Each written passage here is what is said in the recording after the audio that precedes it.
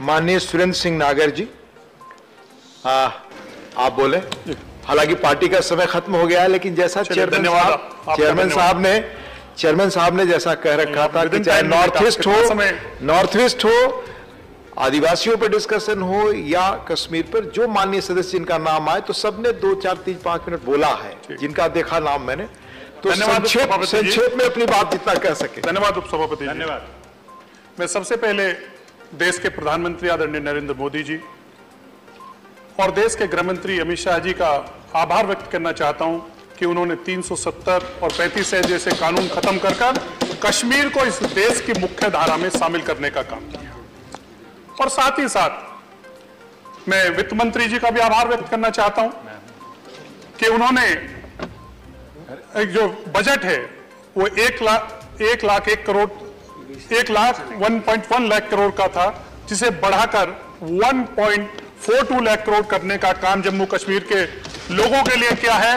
मुझे विश्वास है कि इससे जम्मू कश्मीर के विकास को एक नई गति देने का काम ये बजट करेगा, मेरा ऐसा विश्वास है। इसलिए वित्त मंत्री जी का आभार व्यक्त करना चाहता हूं।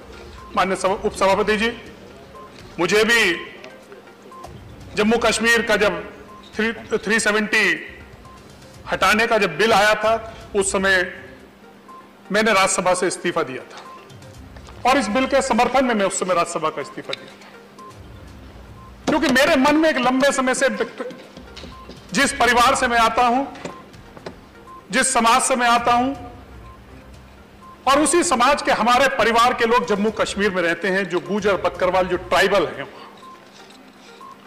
वो लोग अक्सर आते थे, मुझसे मिलते थे,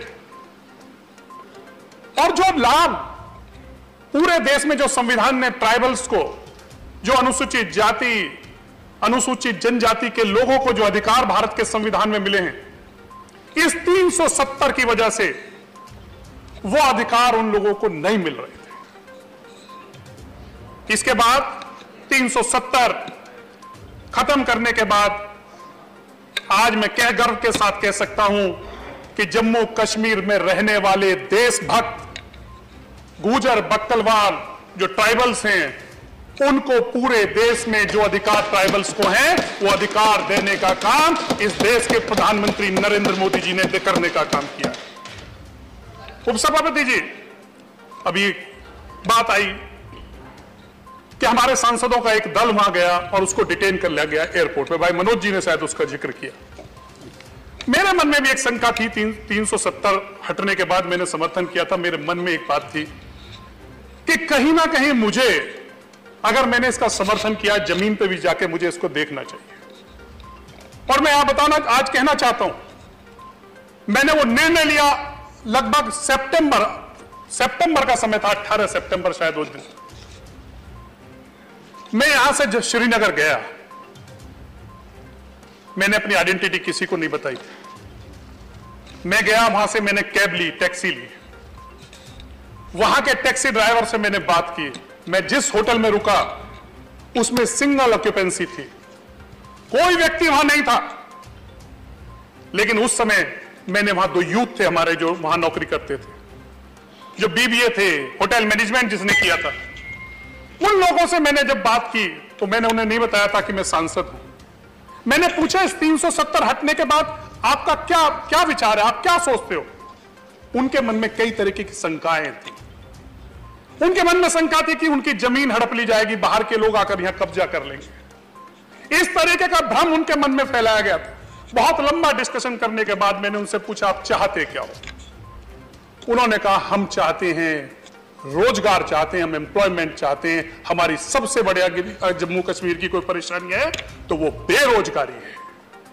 ये उन्होंने मुझसे कहा। मैंने कहा कि पॉलिटिकल जो पार्टियां हैं, लंबे समय तक जिन्होंने इस प्रदेश में राज किया है, उनके बारे में आपकी क्या राय है? जो शब्द उन्होंने प्रयोग किए, मैं इस पार्लियामेंट के इस फ्लोर पर उन शब्दों का प्रयोग नहीं कर सकता हूं। ये राय वहां की पॉलिटिकल जो पार्टी जिन्होंने लंबे समय वहां राज किया है, वहां के यूथ की ये राय है। ये उस समय उन यूथ ने मुझे कहने का काम किया। उसके बाद मेरे मन में आया कि बाहर निकला जाए। एक बड़े सूफी वहां रहते हैं, सूफी संत हैं। मैंने निर्णय लिया कि मैं वहां जाऊं। उस समय डर था, भय था। मैं उन सूफी संत से मिलने गया। मैंने उनसे पूछा कैसा महसूस करते हो, बोले हम देश की रक्षा के लिए तैयार हैं, हम खुश हैं इससे। और उन्होंने कहा कि जाकर कहना अपने नेतृत्व से कि इस देश के बॉर्डर पे रहने वाले गुजर बक्करवाल जो परिवार है उनको सेना में भर्ती करें, पुलिस में भर्ती करें, वो देश की रक्षा करने के लिए तैयार है। यह भावना 370 के बाद मुझे देखने का मौका मिला। इसके बाद मैं बहुत ज्यादा लंबा, क्योंकि आपने बेल बजाई है, तो मैं इतना जरूर कहना चाहूंगा कि जो लाभ, मैं एक विषय पर रह के अपनी बात खत्म करूंगा कि ट्राइबल्स को जो लाभ मिले, फॉरेस्ट एक्ट उसका लाभ अगर मिला है तो 370 हटने के बाद मिला है। अगर वह फैमिलीज को अगर बात लो इस बजट से क्या लाभ मिलेगा, 2 लाख यूथ है हमारे ट्राइबल्स, उनके लिए जो बजट और जो स्कॉलरशिप की सुविधा इस बजट के माध्यम से उनको लाभ मिलेगा, उनको रोजगार देने का काम मिलेगा, तो वो इस बजट के माध्यम से होगा। ये नरेंद्र मोदी जी की सरकार की नीतियों के कारण वहां के यूथ को लाभ मिलेगा।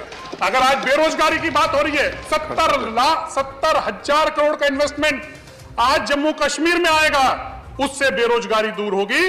ये काम करने का काम किया है तो इस देश की प्रधानमंत्री नरेंद्र मोदी जी ने करने का काम किया है। और मुझे उम्मीद है कि इन सब जो काम हमारे पिछले 4 इसके 370 हटने के बाद हुए, उसके बाद जम्मू कश्मीर में अमन, शांति और विकास का नए रास्ता खुलेगा। इन्हीं शब्दों के साथ समाप्त करता हूं। बहुत बहुत धन्यवाद।